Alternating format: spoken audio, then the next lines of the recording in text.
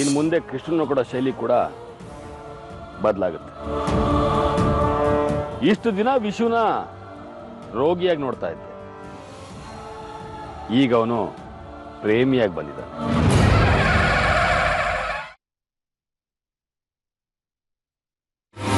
ವಿಶುನ ಬದಲು ಮಾಡ್ತೀನಿ ಅಂತ ಅವನ ಜೊತೆ ಸುತ್ತಾಡಿದ್ದೇನು, ಮಾತಾಡಿದ್ದೇನು.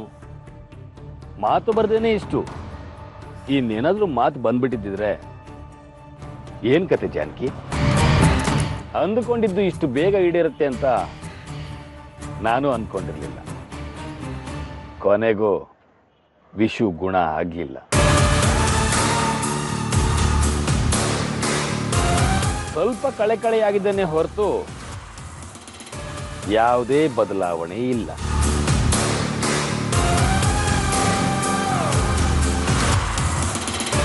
ನಿಂದು ಫ್ಲಾಪ್ ಶೋ ಜಾನಕಿ. ಈ ಶೋ ಇಂದ ರಾಧಿಕಾಗೆ ಎಷ್ಟು ನಷ್ಟ ಆಯ್ತು, ನಿನಗೆಷ್ಟು ಲಾಭ ಆಯ್ತು ಅಂತ ನನಗೆ ಗೊತ್ತಿಲ್ಲ. ಆದ್ರೆ ಲಾಟ್ರಿ ಹೊಡೆದಿದ್ದು ಮಾತ್ರ ನನಗೆ.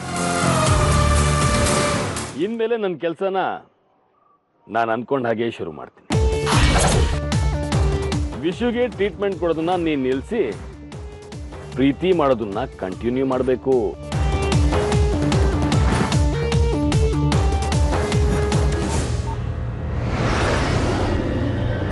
ಓಹೋ ಜಾನಕಿ, ಹೇಗಿದೆಯಾ ಮಗಳೇ? ಚೆನ್ನಾಗಿದ್ದೀನಿ ಗುರುಜಿ. ಕಾಣ್ಲೇ ಇಲ್ಲ, ತುಂಬಾ ದಿನ ಆಯ್ತು ನಿನ್ನ ನೋಡಿ. ಕೃಷ್ಣನ್ ಟ್ರೀಟ್ಮೆಂಟ್ ಅಲ್ಲಿ ಬ್ಯುಸಿ ಆಗಿದ್ದೆ ಗುರುಜಿ. ಸಂತೋಷ. ಕೃಷ್ಣ ಈಗ ಹೇಗಿದ್ದಾನೆ? ತುಂಬಾ ಚೆನ್ನಾಗಿದ್ದಾನೆ. ಇನ್ಮೇಲೆ ನಾನು ನಿಜವಾದ ಟ್ರೀಟ್ಮೆಂಟ್ ಅನ್ನ ಶುರು ಮಾಡಬೇಕು ಅಂತ ಇದ್ದೀನಿ. ಅದಕ್ಕೆ ಲ್ಯಾಪ್ಟಾಪ್ ಕೂಡ ತಂದಿದ್ದೀನಿ. ಜಾನಕಿ, ಕೃಷ್ಣನ ಆರೋಗ್ಯ ಸರಿ ಹೋಗ್ತಿದೆ ಅಂದ್ರೆ ಅದಕ್ಕೆ ನೀನೇ ಕಾರಣ ಮಗು. ಆ ದೇವ್ರು ನಿನ್ನನ್ನು ಚೆನ್ನಾಗಿಟ್ಟಿರಲಿ.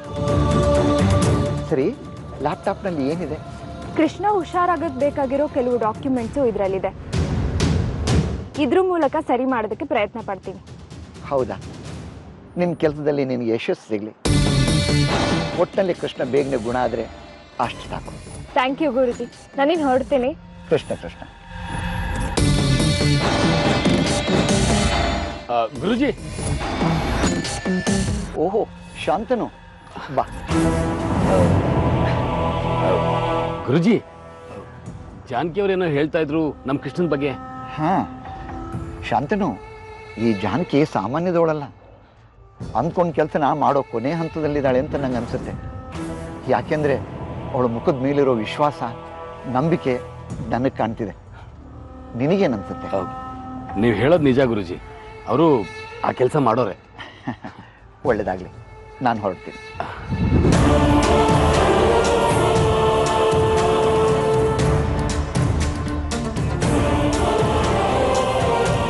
ದೇವ್ರೆ, ಆ ಲ್ಯಾಪ್ಟಾಪ್ ಹಾಳಾಗಿತ್ತಲ್ಲ, ಮತ್ತೆ ಯಾಕೆ ತಂದ್ಲು? ಮತ್ತೆ ಅದೇ ವಿಡಿಯೋಗಳನ್ನ ತಂದಿರ್ತಾಳ? ತಂದಿದ್ರೆ ಖಂಡಿತ ಸಮಸ್ಯೆ ಆಗುತ್ತೆ. ಏನ್ ಮಾಡೋದೀಗ?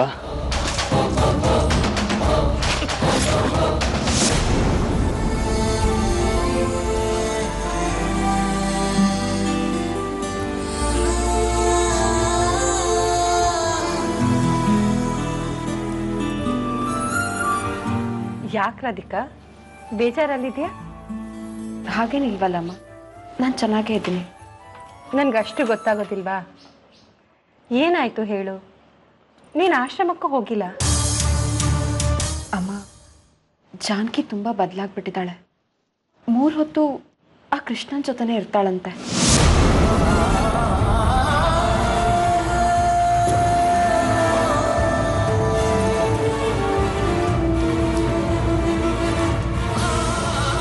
ಹೌದಮ್ಮ, ನಾನು ಕೂಡ ಕೆಲವು ಸಲ ಕೇಳಿ ನೋಡಿದೆ. ಆದರೆ ಅವಳು ಬರೀ ಕಾಳಜಿ ಅಷ್ಟೇ ಅಂತ ಹೇಳಿದ್ಲು. ನನಗ್ಯಾಕೋ ಈಗ ಅವಳನ್ನ ನೋಡ್ತಾ ಇದ್ರೆ ಅವಳು ಕೃಷ್ಣನ ತುಂಬ ಹಚ್ಕೊಳ್ತಿದ್ದಾಳೆ ಅಂತ ಅನಿಸ್ತಿದೆ. ರೋಗಿ ಬಗ್ಗೆ ಡಾಕ್ಟರ್ ಎಷ್ಟು ಆಸಕ್ತಿ ವಹಿಸಬೇಕೋ ಅದಕ್ಕಿಂತ ಹೆಚ್ಚಿನ ಆಸಕ್ತಿ ಅವಳಿಗೆ ಆ ಕೃಷ್ಣನ ಮೇಲೆ. ಹಾಗಂತ ಆಶ್ರಮದವರು ಹೇಳ್ತಾ ಇದ್ರು. ಏನೂ ಸಮಸ್ಯೆ ಇಲ್ಲ, ಆದರೆ ಕೃಷ್ಣ ಯಾರೋ ಏನೋ, ಅವನಿಗೆ ಹಳೇದು ಯಾವುದೂ ನೆನಪಿಲ್ಲ. ಒಂದು ವೇಳೆ ಅವನಿಗೆ ಹಳೇದೆಲ್ಲ ನೆನಪಾಗಿ ಅವ್ನು ಹೊರಟೋದ್ರೆ ಆಗ ಇವಳು ಏನು ಮಾಡ್ತಾಳೆ ಹೇಳಿ? ಮದುವೆ ಆಗಿಲ್ಲ ಅಂದರೆ ಏನೂ ತೊಂದರೆ ಇಲ್ಲ. ಯಜಮಾನ್ರು ಈ ವಿಷಯದಲ್ಲಿ ಯಾವ ನಿರ್ಧಾರ ತಗೋತಾರೋ ಏನೋ.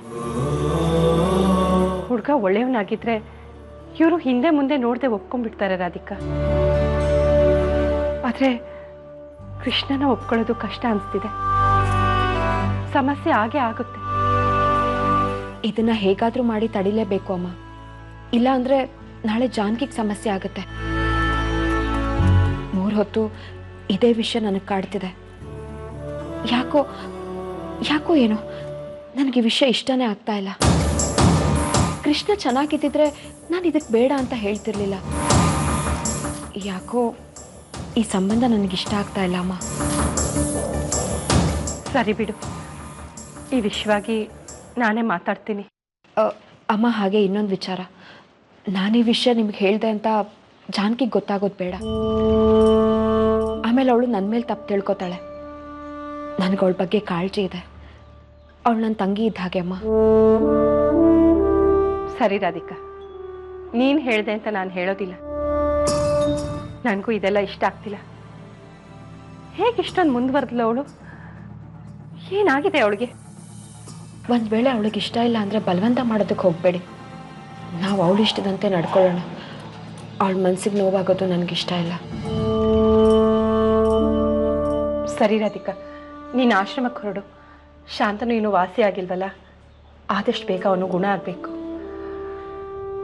ಜಾನಕಿ ವಿಚಾರನ ನಾನು ನೋಡ್ಕೋತೀನಿ. ನೀನು ಹೊರಡು.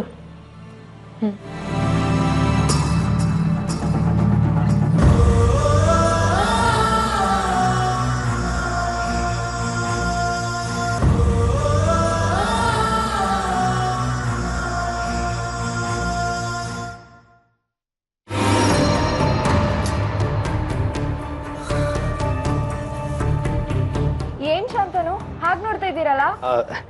ಜಾನಕಿ ಅವರೇ, ಇದು ಅದೇ ಲ್ಯಾಪ್ಟಾಪ್ ಅಲ್ವಾ? ಹೌದು, ಯಾಕೆ? ಅಲ್ಲ, ಕೆಟ್ಟ ಹೋಗಿತ್ತಲ್ಲ, ಯಾವಾಗ ರೆಡಿ ಆಯ್ತು ಅಂತ. ಶಾಂತನು ಅವರೇ, ಬರೀ ಕೆಟ್ಟೋಗಿತ್ತಷ್ಟೇ, ಕಳ್ದೋಗಿರ್ಲಿಲ್ಲ.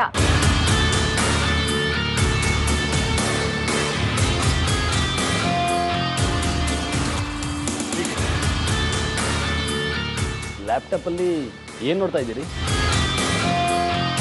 ಏನೂ ಇಲ್ಲ, ಸೇಮ್ ಟ್ರೀಟ್ಮೆಂಟೇ.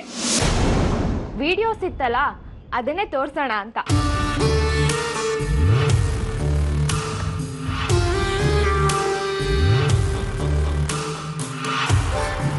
ಜಾನಕಿ ಅವರೇ, ಏನ್ ಹೇಳ್ತಾ ಇದ್ದೀರಿ? ಮತ್ತೆ ಅವತ್ತು ಕ್ರ್ಯಾಶ್ ಆಗಿತ್ತು ಅಂತ ಹೇಳಿದ್ರಿ, ಈಗ ಹೇಗೆ? ಏನ್ ಶಾಂತನು ಅವರೇ, ದಡ್ಡನ್ ತರ ಕೇಳ್ತಿದ್ದೀರಲ್ಲ? ಲ್ಯಾಪ್ಟಾಪ್ ಕ್ರ್ಯಾಶ್ ಆದ್ರೆ ಮತ್ತೆ ಡೌನ್ಲೋಡ್ ಮಾಡಕ್ ಆಗಲ್ವಾ? ರಾತ್ರಿ ಎಲ್ಲ ಕುತ್ಕೊಂಡು ಡೌನ್ಲೋಡ್ ಮಾಡಿದ್ದೀನಿ, ಬೇಕಾದ್ರೆ ನೋಡಿ, ಅದೇ ವಿಡಿಯೋಸ್ಗಳೇ.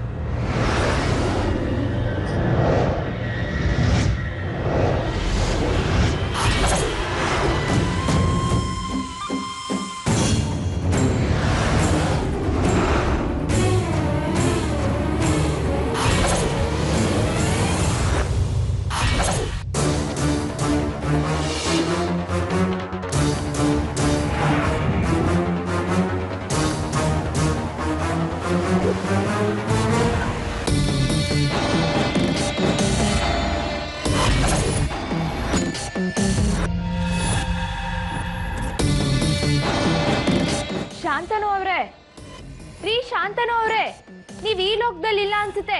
ಏನಾಗಿದೆ ನಿಮ್ಗೆ? ಹಲೋ ಬಾಸ್, ಇವಾಗ್ಲೂ ಹೇಳ್ತಾ ಇದ್ದೀನಿ, ಕೃಷ್ಣನ್ಗೆ ಇದರಿಂದ ತೊಂದರೆ ಆಗುತ್ತೆ ಅನ್ನೋದು ನಿಮ್ ಮನ್ಸಲ್ಲಿದ್ರೆ ದಯವಿಟ್ಟು ಅದನ್ನ ತೆಗ್ದುಹಾಕಿ. ಇದ್ರ ಸಂಬಂಧಪಟ್ಟ ಹಾಗೆ ಸ್ಟಡಿ ಮಾಡ್ತಿರೋಳು ನಾನು, ನೀವಲ್ಲ. ಏನು ನಮ್ ಕೃಷ್ಣ ಗುಣ ಆಗಿ ಬಂದು ನಿಮ್ಮನ್ನ ಕೊಲೆ ಮಾಡೋ ರೀತಿ ನೋಡ್ತಿದ್ದೀರಲ್ಲ? ಶಾಂತನು ಅವ್ರೆ, ಹಳೆ ದ್ವೇಷ ಏನಾದ್ರೂ ಇತ್ತಾ? ಛೇ ಆ ತರ ಇದ್ರೂನು ನಮ್ ಕೃಷ್ಣ ಏನು ಮಾಡಲ್ಲ. ಚಿನ್ನದಂತ ಹುಡುಗ ಅವನು. ಡೋಂಟ್ ವರಿ, ನಿಮ್ಗೇನು ಆಗಲ್ಲ. ನಾನಿನ್ ಬರ್ತೀನಿ.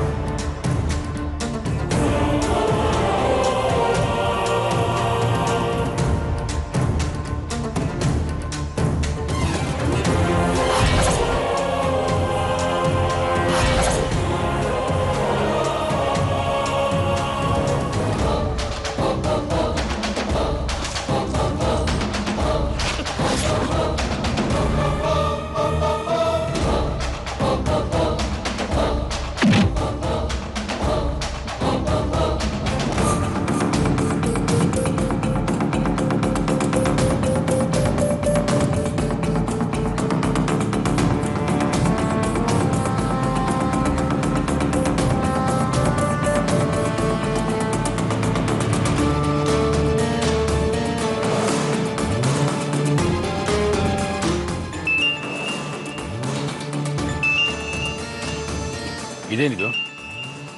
ದೇಸಾಯಿ ಮನೆಯಿಂದ ಫೋನ್ ಬರ್ತಾ ಇದೆ. ಯಾರು ಮಾಡಿರ್ಬೋದು? ಹಲೋ ಹಲೋ ಶಾಂತನು, ನಾನು ಸೌಪರ್ಣಿಕ ಮಾತಾಡ್ತಿದ್ದೀನಿ. ಓ ಅಮ್ಮ, ಹೇಗಿದ್ದೀರಿ? ನಾನು ಚೆನ್ನಾಗಿದ್ದೀನಿ. ನೀನು ಹೇಗಿದ್ಯಾ? ನಿಮ್ಮ ಆಶೀರ್ವಾದದಿಂದ ತುಂಬಾ ಚೆನ್ನಾಗಿದ್ದೀನಿ. ನೀವು ಒಳ್ಳೆ ದಾರಿ ತೋರಿಸ್ಕೊಡ್ರಿ. ಆ ದಾರಿಲಿ ಹೋಗಿ ಇವತ್ತು ನಾನು ಚೆನ್ನಾಗಿ ಗುಣ ಆಗಿದ್ದೀನಮ್ಮ. ನಾನೆಲ್ಲಿ ದಾರಿ ತೋರಿಸ್ದೆ ಶಾಂತನು? ಎಲ್ಲ ದೇವ್ರಿಚ್ಛೆ. ನೀನು ಮಾಡಿದ ಪುಣ್ಯದಿಂದ ನೀನು ವಾಸಿ ಆಗ್ತಿದೆಯಾ ಅಷ್ಟೇ. ಶಾಂತನು, ನಿನ್ನ ಹತ್ರ ಸ್ವಲ್ಪ ಮಾತಾಡಬೇಕಿತ್ತು. ಅಮ್ಮ, ನೀವು ನನ್ನ ಜೊತೆ ಮಾತಾಡ್ಬೇಕಾ? ಅದು ಫೋನ್ ಅಲ್ಲ. ಬೇಡಮ್ಮ, ನಾನು ಈಗಲೇ ಹೊರಟು ನಿಮ್ಮ ಮನೆಗೆ ಬಂದ್ಬಿಡ್ತೀನಿ. ಅಯ್ಯೋ ಪರವಾಗಿಲ್ಲ ಶಾಂತನು, ಇಷ್ಟೊಂದು ಅಭಿಮಾನ ಇಟ್ಕೊಂಡಿದ್ಯಲ್ಲ, ನನಗಷ್ಟೇ ಸಾಕು. ನನ್ನಿಂದ ಏನಾಗ್ಬೇಕು ಹೇಳಿಮ್ಮ. ಏನೂ ಇಲ್ಲ, ಅದು ಜಾನಕಿ ವಿಷಯ ಮಾತಾಡೋಣ ಅಂತ ಫೋನ್ ಮಾಡಿದೆ. ಏನು? ಜಾನಕಿ ಅವ್ರ ವಿಷಯನ? ಏನಮ್ಮ?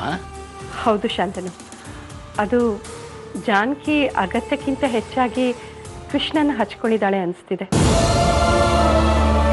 ಜಾನಕಿ ಬಗ್ಗೆ ನನಗೆ ನಂಬಿಕೆ ಇದೆ. ಅವಳ ಮೇಲೆ ಅನುಮಾನದಿಂದ ಈ ಮಾತು ಹೇಳ್ತಾ ಇದ್ದೀನಿ ಅನ್ಕೋಬೇಡ. ಆದರೆ ರಾಧಿಕನ್ಗೆ ಒಂದು ಸಣ್ಣ ಅನುಮಾನ ಬಂದಿದೆ. ಅವಳಿಗೆ ಅನುಮಾನ ಬಂದಿದೆ ಅಂದರೆ ಅದರಲ್ಲಿ ಏನೋ ಸತ್ಯ ಇದೆ ಅಂತಲೇ ಅರ್ಥ. ಹೌದು ಅಮ್ಮ, ರಾಧಿಕಾ ಅವ್ರಿಗೆ ಅನುಮಾನ ಬಂದಿದೆ ಅಂದರೆ ಅದರಲ್ಲೇನೋ ಸತ್ಯ ಇದೆ ಅಂತಲೇ ಅರ್ಥ. ಆದರೆ ನನ್ನ ಗಮನಕ್ಕೆ ಇಲ್ಲಿವರೆಗೂ ಆ ರೀತಿ ಏನೂ ಬಂದಿಲ್ಲ. ಕೃಷ್ಣನ ತುಂಬ ಕಾಳಜಿಯಿಂದ ನೋಡ್ಕೋತಾ ಇದ್ದಾರೆ ಅಷ್ಟೇ. ಹೌದಾ? ನಿಜನಾ ಶಾಂತನು? ಅಬ್ಬಾ, ನನಗೀಗ ಸಮಾಧಾನ ಆಯಿತು. ಆದರೂ ಅವಳ ಮೇಲೆ ಒಂದು ಕಣ್ಣಿಟ್ಟಿರು ಶಾಂತನು. ನೋಡು, ನೀನು ಈ ಮನೆ ಮಗ ಇದ್ದ ಹಾಗೆ ಅಂತ ನಾನು ಅನ್ಕೊಂಡಿದ್ದೀನಿ. ಅಂದ್ಕೊಳ್ಳೋದೇನು ಸೌಪರ್ಣಿಕಾ ದೇವಿಯವರೇ? ಮಗ ಏನು? ನಾನೇ ಆ ಮನೆ ವಾರಸ್ದಾರ. ಶಾಂತನು, ಯಾಕೇನು ಮಾತಾಡ್ತಿಲ್ಲ? ಏನಿಲ್ಲಮ್ಮ, ಮನೆ ಮಗ ಅಂತ ಹೇಳಿದ್ರಲ್ಲ, ಅದಕ್ಕೆ ಸ್ವಲ್ಪ ಎಮೋಷನ್ ಆಗಿಬಿಟ್ಟೆ ಅಷ್ಟೆ. ಅಪ್ಪ ಅಮ್ಮನ ಹಸ್ವಿರೋರ್ಗೆ ಈ ಮಾತು ಹೇಳಿದಾಗ ಕಣ್ಣು ಒದ್ದೆ ಆಗ್ಬಿಡುತ್ತೆ. ಅಂದಹಾಗೆ ಶಾಂತನು, ಈ ವಿಷಯನ ಜಾನಕಿ ಹತ್ರ ಕೇಳೋದಕ್ಕೆ ಹೋಗ್ಬೇಡ. ಅವಳ ಮೇಲೆ ಒಂದು ಕಣ್ಣಿಡು ಸಾಕು. ಅವಳು ಓದ್ದವಳು, ಬುದ್ಧಿವಂತೆ. ಇದನ್ನೆಲ್ಲ ಅವಳಿಗೆ ಹೇಳಬೇಕಾಗಿಲ್ಲ. ಆದರೆ ಈ ವಿಷಯ ಇವ್ರಿಗೇನಾದರೂ ಗೊತ್ತಾದರೆ ಸುಮ್ಮನೆ ನೊಂದ್ಕೋತಾರೆ. ಅವ್ರ ಗಮನಕ್ಕೆ ಬಂದರೆ ಕರೆಸಿ ಮಾತಾಡ್ತಾರೆ. ಆದರೆ ಬೇರೆಯವ್ರ ಮೂಲಕ ಗೊತ್ತಾದರೆ ಸಮಸ್ಯೆ ಆಗ್ಬಿಡುತ್ತೆ. ಆಮೇಲೆ ಈ ವಿಷಯ ರಾಧಿಕಾ ಹೇಳಿದ್ದು ಅಂತ ಅವಳಿಗೆ ಗೊತ್ತಾಗಬಾರ್ದು. ಇದೊಂದು ಕೆಲಸ ಮಾಡಿಕೊಡು. ಸರಿಮ್ಮ, ಹಾಗೆ ಆಗಲಿ. ಎಲ್ಲ ನಾನು ನೋಡ್ಕೋತೀನಿ ಬಿಡಿ. ಸರಿ, ಫೋನ್ ಇಡ್ತೀನಿ. ಸರಿಮ್ಮ.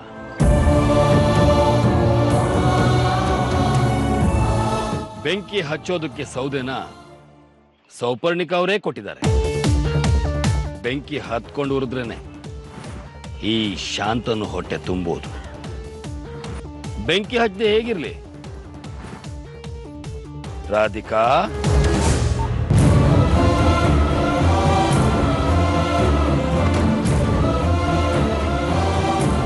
ಜಾನಕಿ ಅವರೇ, ಜಾನಕಿ ಅವರೇ, ನಿಮ್ಮನ್ನ ಇಡೀ ಆಶ್ರಮ ಎಲ್ಲ ಹುಡ್ಕಾಡಿ ಸುಸ್ತಾಗೋಯ್ತು. ಯಾಕೆ ಶಾಂತನು, ಏನಾದ್ರೂ ಹೇಳೋದಿತ್ತಾ? ಏನಿಲ್ಲ ಬಿಡಿ, ಸುಮ್ಮನೆ ಮಾತಾಡ್ಸೋಣ ಅಂತ ಬಂದೆ. ಶಾಂತನು ಅವರೇ, ಅದೇನು ಅಂತ ಹೇಳ್ಬಾರ್ದಾ? ಏನೋ ಹೇಳಕ್ ಬಂದಿದ್ದೀರಾ ಅನ್ನೋದು ಚೆನ್ನಾಗಿ ಗೊತ್ತಾಗ್ತಿದೆ. ಅದೇನು ಅಂತ ಹೇಳಿ. ಅದು ಸೌಪರ್ಣಿಕಮ್ಮ ಕಾಲ್ ಮಾಡಿದ್ರು ಈಗ. ಹೌದಾ, ಸರಿ. ಅದಕ್ಕೇನೀಗ, ಏನಂದ್ರು? ಏನಿಲ್ಲ, ಸುಮ್ಮನೆ ಹೀಗೆ, ಏನಿಲ್ಲ ಬಿಡಿ. ಶಾಂತನು, ಇದು ಜಾಸ್ತಿ ಆಯ್ತು. ಅದೇನು ಅಂತ ಹೇಳಿ. ನನಗೆ ತುಂಬಾ ಬೇಜಾರಾಗ್ತಾ ಇದೆ ಜಾನಕಿ ಅವರೇ. ನೀವು ಹಗಲು ರಾತ್ರಿ ಕಷ್ಟಪಟ್ಟು ಕೃಷ್ಣನ್ ನೋಡ್ಕೊಂಡು ಅವ್ನ ಗುಣ ಆಗ್ಲಿ ಅಂತ ಎಷ್ಟೆಲ್ಲ ಪ್ರಯತ್ನ ಮಾಡ್ತಾ ಇದೀರಲ್ವಾ? ಹೌದು, ಅದಕ್ಕೇನೀಗ? ಆದ್ರೆ ಸೌಪರ್ಣಿಕಾ ಅಮ್ಮ ಜಾನಕಿ ಕೃಷ್ಣನ್ ಜೊತೆ ಅಗತ್ಯಕ್ಕಿಂತ ಹೆಚ್ಚಾಗಿ ಸುತ್ತಾಡ್ತಿದಾರ ಅಂತ ಕೇಳಿದ್ರು.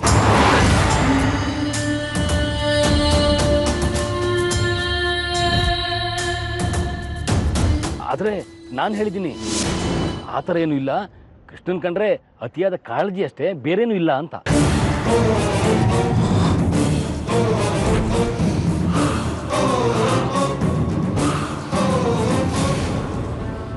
ಅಲ್ಲ ಜಾನಕಿ ಅವರೇ, ಈ ವಿಷಯ ಎಲ್ಲ ಮನೇಲಿ ಹೇಗೆ ಗೊತ್ತಾಗೋದಕ್ಕೆ ಸಾಧ್ಯ? ಯಾರು ಹೇಳಿರ್ಬೋದು? ನೀವೇನು ಕೆಲಸ ಇಲ್ಲದೆ ಮಾಡ್ತಾ ಇಲ್ಲ ಅಲ್ವಾ? ಅಗತ್ಯಕ್ಕಿಂತ ಹೆಚ್ಚು ಕ್ಲೋಸು ಯಾವಾಗಾಗಿದ್ರಿ?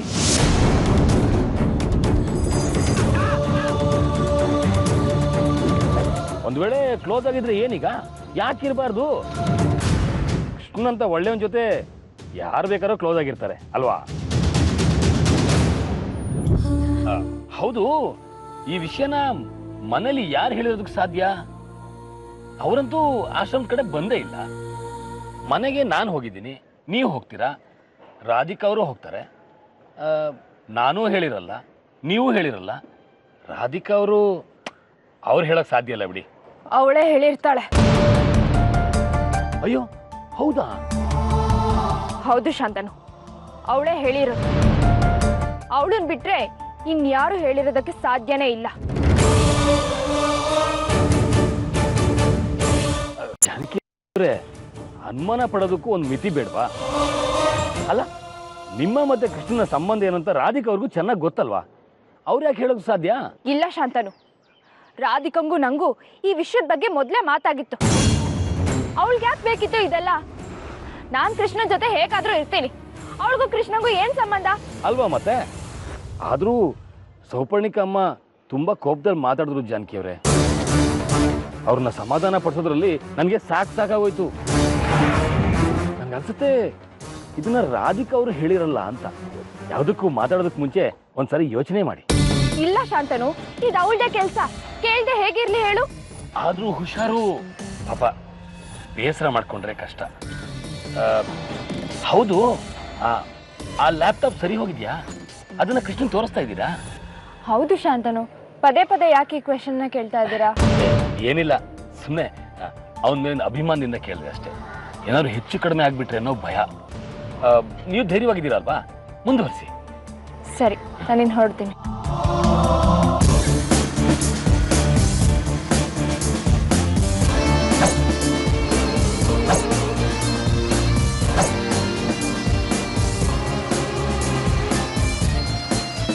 ಒಂದು ಕೆಲಸ ಏನೋ ಹಣ್ಣಾಯ್ತು, ಇನ್ನೊಂದು ಕೆಲಸದಲ್ಲಿ ಸೋಲ್ ಸಿಕ್ಕರೆ ಏನ್ ಮಾಡ್ಲಿ?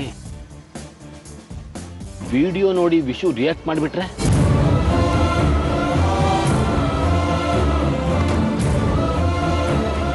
ಈ ವಿಷಯನ ರಾಧಿಕಾ ಅಲ್ದೆ ಯಾರು ಹೇಳೋದಕ್ಕೂ ಸಾಧ್ಯ ಇಲ್ಲ.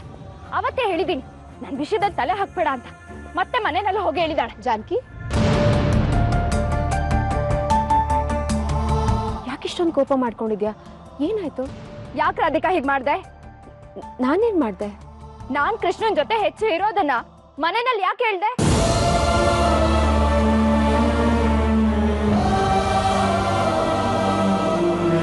ಹೇಳು ರಾಧಿಕಾ, ಯಾಕೆ ಹೀಗೆ ಮಾಡ್ದೆ? ನಿನ್ಗೂ ಇದಕ್ಕೂ ಏನ್ ಸಂಬಂಧ? ನನ್ ವಿಷಯದಲ್ಲಿ ಯಾಕೆ ಮೂಗ್ ತೂರ್ಸಕ್ ಬರ್ತಿದ್ಯಾ? ನನ್ ಮನ್ಸಲ್ಲಿ ಏನಿದೆ ಅನ್ನೋದನ್ನ ನೀನ್ ಅರ್ಥನೇ ಮಾಡ್ಕೊಂಡಿಲ್ವಲ್ಲ. ಅದೆಲ್ಲ ನನಗೆ ಗೊತ್ತಿಲ್ಲ. ಇನ್ಮೇಲೆ ನನ್ ವಿಷಯಕ್ಕೆ ಬರ್ಬೇಡ. ನನ್ ಕೃಷ್ಣನ್ ಜೊತೆ ಹೇಗ್ ಬೇಕಾದ್ರೂ ಇರ್ತೀನಿ, ಅದನ್ನ ಪ್ರಶ್ನೆ ಮಾಡಕ್ಕೂ ಬರ್ಬೇಡ. ನಿನಗೆ ಸಮಸ್ಯೆ ಆಗೋದು ಜಾನಕಿ. ನಿನ್ನೊಳದಕ್ಕೆ ನಾನು ಅಮ್ಮನ ಹತ್ರ ಮಾತಾಡ್ದೆ. ಸಮಸ್ಯೆ ಏನೇ ಬಂದ್ರು ನಾನ್ ನೋಡ್ಕೋತೀನಿ. ಮೂರನೇವರು ನನ್ನ ವಿಷಯದಲ್ಲಿ ತಲೆ ಹಾಕೋದು ನಂಗೆ ಇಷ್ಟ ಇಲ್ಲ. ನನ್ನ ಮನ್ಸಲ್ಲಿ ಏನೋ ಇದೆ, ಅದ್ರ ಪ್ರಕಾರನೇ ನಾನ್ ನಡ್ಕೊಳ್ಳೋದು. ಜಾನಕಿ, ಇದರಿಂದ ಮನೆಯಲ್ಲಿ ಸಮಸ್ಯೆ ಆಗುತ್ತೆ ಅಲ್ವಾ? ಯಜಮಾನ್ರಿಗೆ ಬೇಸರ ಆಗಲ್ವಾ? ಇದ್ರ ಬಗ್ಗೆ ಎಲ್ಲ ಸರಿಯಾಗಿ ಯೋಚನೆ ಮಾಡಿದ್ಯಾ? ದೊಡ್ಡಪ್ಪನ ನಿನ್ಗಿಂತ ಮೊದ್ಲಿಂದನೂ ನಾನ್ ನೋಡಿದೀನಿ. ಅವರು ನನಗೆ ನನ್ನ ಆಸೆಗೆ ಯಾವತ್ತೂ ಅಡ್ಡ ಬಂದವರಲ್ಲ. ಸ್ವಲ್ಪ ದಿನದಿಂದ ನೋಡ್ತಿದ್ಯಾ, ನನ್ಗಿಂತ ಚೆನ್ನಾಗ್ ಗೊತ್ತಾ ನಿಂಗವರು? ಕೃಷ್ಣನ್ ಬಗ್ಗೆ ನಾನ್ ಕಾಳಜಿ ತಗೋತೀನಿ. ನನಗ್ ಮೂರನೇ ಅವ್ರ ರಾಯಭಾರ ಏನ್ ಬೇಕಾಗಿಲ್ಲ. ನಿನ್ ಕೆಲ್ಸ ಎಷ್ಟಿದೆಯೋ ಅಷ್ಟ್ ಮಾತ್ರ ನೋಡ್ಕೊಂಡಿದ್ರೆ ಒಳ್ಳೇದು.